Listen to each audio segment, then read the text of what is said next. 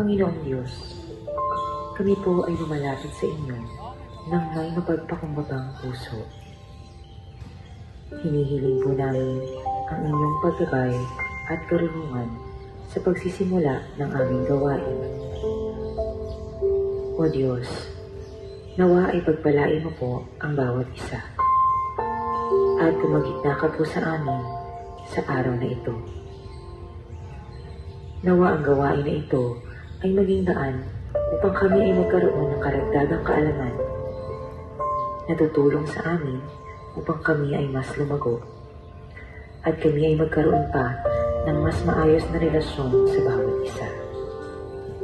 Tulungan ninyo po kami magkaroon ng bukas na isip at puso at pagkakaisa upang mapaglingkuran ka namin sa lahat ng aming gagawin. Bigyan ninyo po kami ng lakas upang masunod ang inyong nais sa aming buhay. At gamitin ang mga talento na ibinigay mo upang makatulong sa aming kapwa. Ininadalangin namin ang lahat ng ito sa pangalan ni Jesus. Amen. Amen.